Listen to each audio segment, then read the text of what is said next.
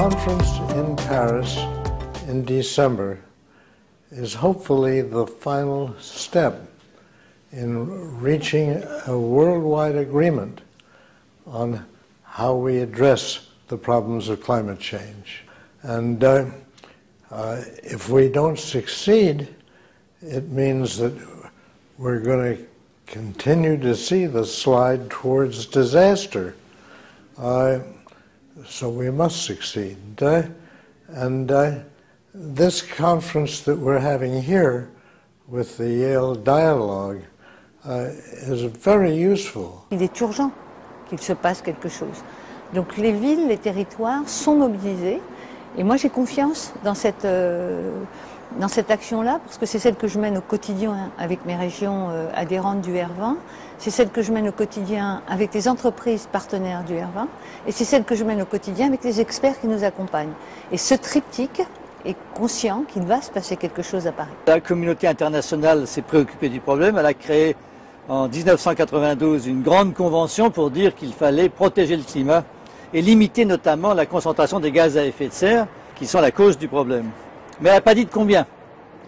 Alors depuis 20 ans, les nations discutent. On est passé par le protocole de Kyoto en 1997, qui ne concernait que les pays développés du XXe siècle, du siècle dernier, et qui s'achève bientôt. Et donc, à la fin de l'année à Paris, nous avons une conférence qui devrait trouver un successeur au protocole de Kyoto, un accord universel où, cette fois-ci, tous les États auraient quelque chose à faire. Bien entendu, c'est très très important, mais on sait déjà que ça ne sera pas suffisant. Et par conséquent, il faut aussi qu'à côté de cette conférence, à côté des diplomates, tous les peuples s'engagent. You need to bring together the actors, the players, who are in fact the ones that make a difference. Mayors, governors or premiers, that's subnational jurisdiction leaders, and company leaders. And it turns out these are the people whose decisions day to day determine a society's carbon footprint. And by bringing these players together, we change not only the structure, potentially, of the world response to climate change, I think we change the psychology, the spirit, the esprit of the world community's response. And I think too much has been focused on the negative, what hasn't been done, what hasn't succeeded.